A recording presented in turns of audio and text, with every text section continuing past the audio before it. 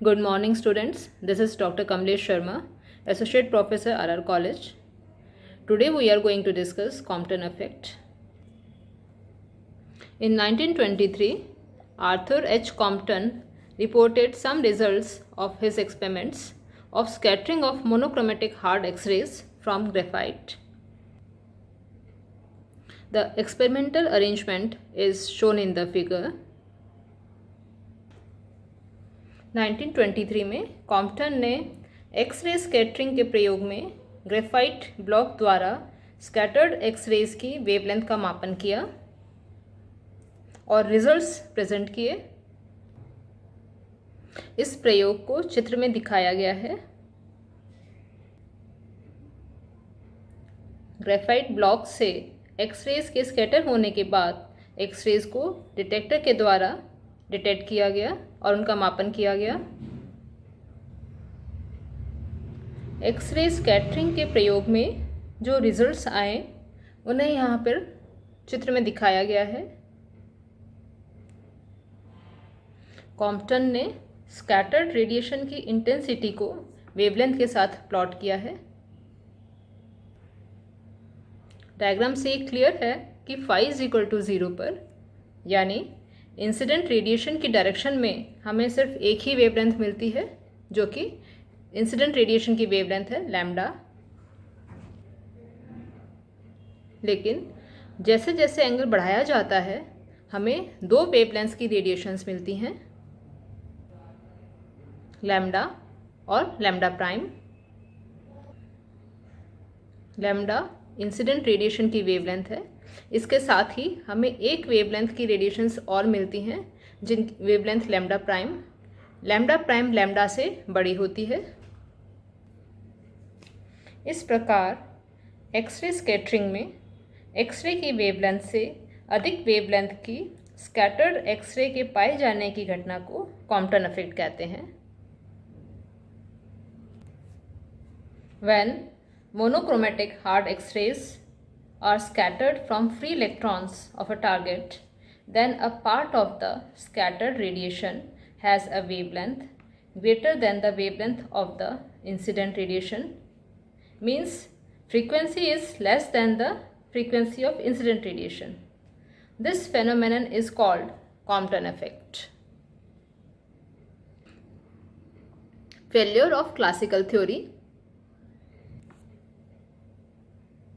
According to the classical theory of scattering, which is Thomson scattering, the oscillating field of the incident X-rays acts on the electrons contained in the atom of the target material. This interaction forces the electrons to oscillate with the same frequency as the incident radiation. The oscillating electrons in turn radiate electromagnetic waves of the same frequency. Therefore, the classical scattering theory predicts that the wavelength of the scattered radiation must be exactly the same as that of the incident radiation, and hence it fails to explain the change in wavelength observed in the Compton scattering. The reason for this failure is that the Thomson scattering is elastic and it is applicable only when the energy of the quantum of incident radiation is much less than the rest mass energy of the electron. That is, h nu should be much lesser than MEC square, whereas in Compton scattering, h nu is of the order of MEC square, or it is greater than MEC square. In this range of energy of X-rays, the Thomson scattering theory fails. Classical wave theory Compton scattering के इन results को explain करने में असफल रहती है,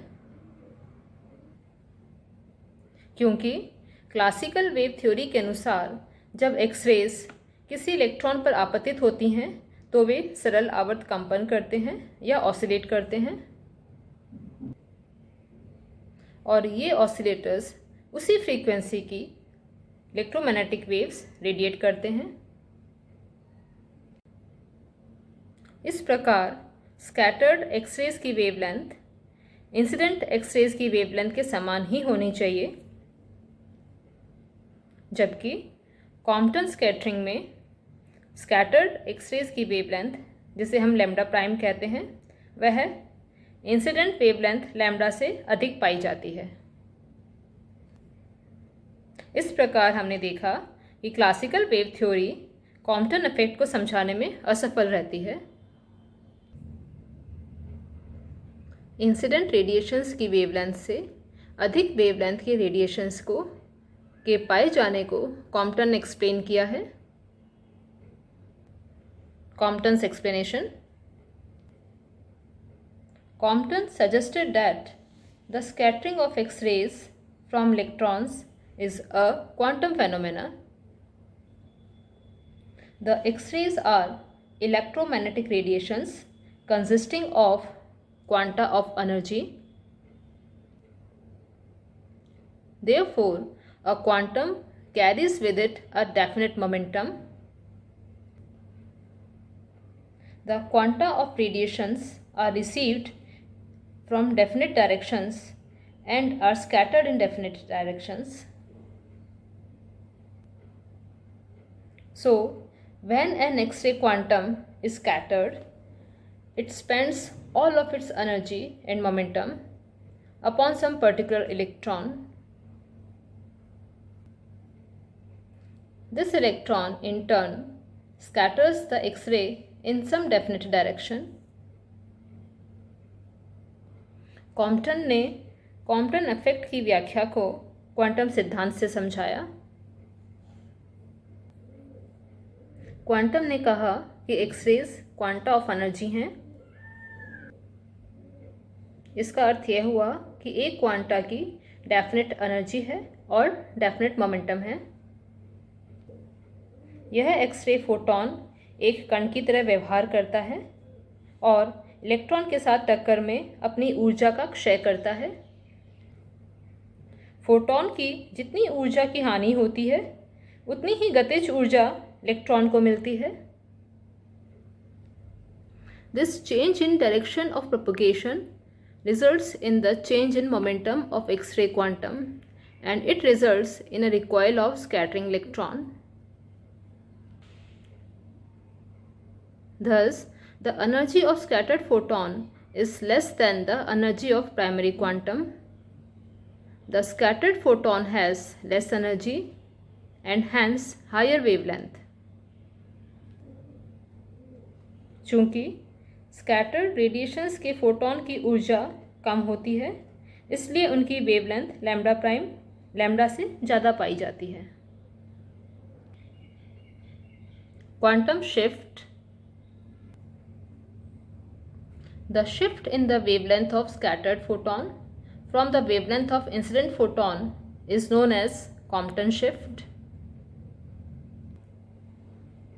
x ray scattering के experiment में incident X-ray की वेवलेंथ से अधिक वेवलेंथ की स्कैटर्ड एक्सरे के पाए जाने की घटना को कॉम्पटन इफेक्ट कहते हैं, ये हम जानते हैं। तथा स्कैटर्ड फोटॉन और इंसिडेंट फोटॉन की वेवलेंथ के अंतर को कॉम्पटन शिफ्ट कहते हैं। अब हम कॉम्पटन शिफ्ट का मान निकालेंगे। इसके लिए चित्र बनाया गया है। चित्र में hν ऊर्जा का एक फोटॉन एक इलेक्ट्रॉन पर इंसिडेंट होता है। स्कैटर्ड फोटॉन इंसिडेंट फोटॉन के डायरेक्शन से फाई एंगल पर स्कैटर हो रहा है। उसकी ऊर्जा hν से कम होकर hν प्राइम हो गई है और संवेग hν प्राइम बाय c हो गया है। चूँकि इलेक्ट्रॉन ने कुछ ऊर्जा ली है, इसलिए इलेक्ट्रॉन थीटा डायरेक्शन पर स्कैटर हो रहा है। इस इलेक्ट्रॉन की ऊर्जा है E = mc² और संवेग है P = mv। According to the conservation of energy, h nu plus m0 c square is equal to h nu prime plus mc square और mc square is equal to h nu minus nu prime plus m0 c square। यह equation 1 है।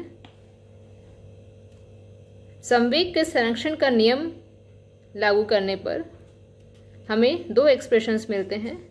X axis के along जो हमें expression मिलता है वो ये है, h nu by c is equal to H nu prime by c cos phi plus m v cos theta. M we c cos theta is equal to H nu minus nu prime cos phi. यह equation 2 है। Y axis में conservation of momentum को देखने पर हम देखते हैं कि इंसिडेंट डायरेक्शन में वाई एक्सिस में मोमेंटम 0 है। इसलिए हम लिख सकते हैं 0 is equal to H nu prime by C sine phi minus M V sine theta, या M we C sine theta is equal to H nu prime sine phi. यह equation 3 है। इक्वेशन 2 और इक्वेशन 3 दोनों को square करके फिर जोड़ने पर हम देखते हैं हमारे पास एक्सप्रेशन आता है m square v square c square is equal to h square nu square plus nu prime square minus 2 nu nu prime cos phi. यह इक्वेशन 4 है। अब हमें इक्वेशन 1 का स्क्वायर करना है। इक्वेशन 1 थी m c square is equal to H nu minus nu prime plus m0 c square. इसका square करने पर हमारे पास एक्सप्रेशन आता है m square c4 is equal to h square nu square plus nu prime square minus 2 nu nu prime plus m0 square c4 plus 2h m0 c square nu minus nu prime. यह समीकरण 5 है। Equation 4 को इस equation 5 से subtract करते हैं और लिख सकते हैं m square C four minus m square v square c square is equal to minus 2h square nu nu prime 1 minus cos phi plus m0 square C four plus 2h m0 C square nu minus nu prime. m square C four को common लिया तो हमने लिखा m square C four 1 minus v square by c square is equal to minus 2h square nu nu prime 1 minus cos phi plus m0 square C four plus 2h m0 C square nu minus nu prime. यह equation 6 है।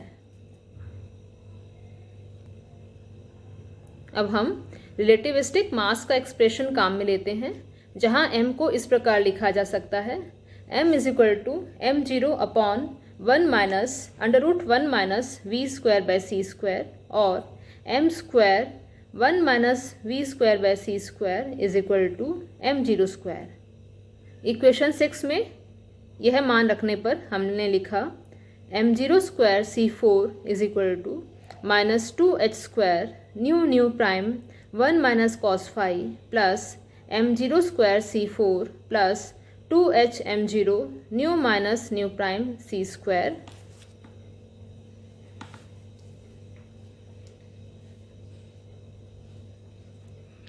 और 2h square nu nu prime 1 minus cos phi is equal to 2h m0 C square nu minus nu prime. इससे हमें यह मान प्राप्त होता है nu minus nu prime upon nu nu prime is equal to h upon m0 square 1 minus cos phi. Right hand side से c को left hand side में ले जाते हैं तो लिख सकते हैं c 1 minus 1 upon nu prime minus 1 upon nu is equal to h upon m0 c 1 minus cos phi. c पर न्यू प्राइम लैम्डा प्राइम के बराबर है और c पर न्यू लैम्डा के बराबर है।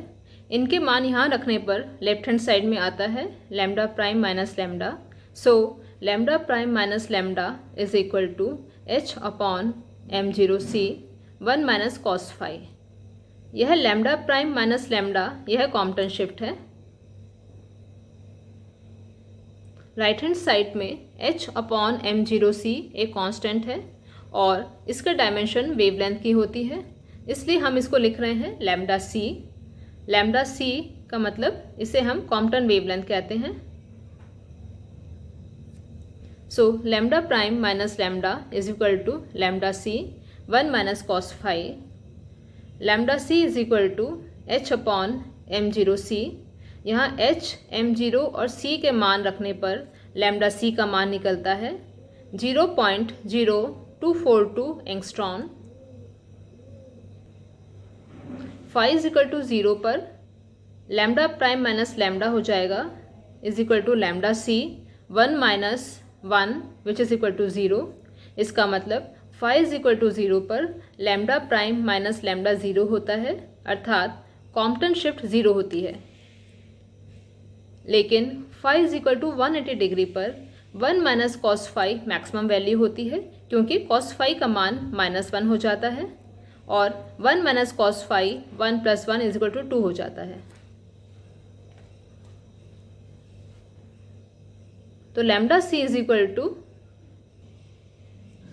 h अपॉन m0c और delta lambda maximum is equal to lambda c 1 minus cos 180 degree which is equal to 2 into lambda c is equal to 0.0484 angstrom.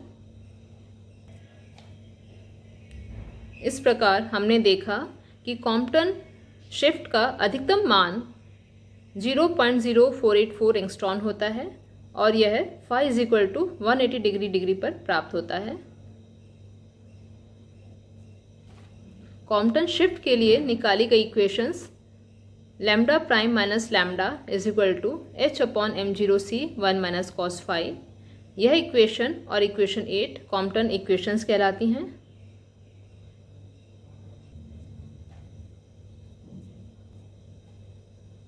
Now we will calculate direction of recoil electron. पहले समीकरण 2 और समीकरण 3 हमने निकाले हैं, उन्हें लिखा जा सकता है। समीकरण 2 था MVC cos theta is equal to h nu minus nu prime cos phi और समीकरण 3 था MVC sin theta is equal to h nu prime sin phi. समीकरण 3 को समीकरण 2 से डिवाइड करने पर एक्सप्रेशन आता है tan theta is equal to nu prime sin phi divided by nu minus nu prime cos phi which is equal to sin phi divided by nu prime minus cos phi. यह समीकरण 9 है। Equation 6a से nu minus nu prime divided by nu prime is equal to h upon m0c square 1 minus cos phi. इस equation में से new bye nu prime का मान निकालते हैं, जो इस प्रकार आता है h upon m0c square 1 minus cos phi plus 1। इस एक्सप्रेशन को इक्वेशन 9 में रखने पर हम tan थीटा को इस प्रकार लिख सकते हैं tan theta is equal to sin phi divided by 1 plus h nu upon m0c square multiplied by 1 minus cos phi. अब हम रिकॉइल इलेक्ट्रॉन की गतिज ऊर्जा को कैलकुलेट करेंगे। काइनेटिक एनर्जी का एक्सप्रेशन होता है k is equal to half mv square. Photon की ऊर्जा में जितनी हानि होती है उतनी ही ऊर्जा इलेक्ट्रॉन को गतिज ऊर्जा के रूप में मिलती है, इसलिए k को लिखा जा सकता है half mv square is equal to h nu minus h nu prime is equal to h nu 1 minus nu prime by nu. ऊपर इक्वेशन 10 में हमने न्यू बाय न्यू प्राइम का मान निकाला था, वहाँ से न्यू प्राइम बाय न्यू का मान निकालने के लिए हम उसका इन्वर्स कर देंगे और उसे इस एक्सप्रेशन में सब्स्टिट्यूट करेंगे, तो k आ जाता है h nu 1 minus 1 upon h upon m0c square 1 minus cos phi plus 1। h nu by m0c square को अल्फा रखने पर K को लिख सकते हैं h nu bracket 1 minus 1 upon 1 plus alpha 1 minus cos phi. K is equal to h nu bracket 1 minus 1 upon 1 plus alpha 1 minus cos phi. उस expression को solve करने पर K को लिख सकते हैं h nu alpha 1 minus cos phi divided by 1 plus alpha 1 minus cos phi. K को h nu से डिवाइड करने पर K upon h nu is equal to alpha 1 minus cos phi divided by 1 plus alpha 1 minus cos phi. यहाँ K recoil electron की ऊर्जा है और K upon h nu recoil electron की ऊर्जा और फोटोन की ऊर्जा का अनुपात है। Phi is equal to 180 degree पर हमने देखा था कि कॉम्पटन शिफ्ट का मान अधिकतम होता है। इसका अर्थ यह हुआ कि phi is equal to 180 degree पर ऊर्जा का क्षय अधिकतम होगा, इसलिए रिकॉइल इलेक्ट्रॉन की गतिज ऊर्जा अधिकतम होगी। So K max is equal to 2h nu alpha upon 1 plus 2 alpha which is equal to 2h square nu square divided by m0 c square plus 2h nu. This is equal to h square nu square upon h nu plus half m0 c square. Thank you students.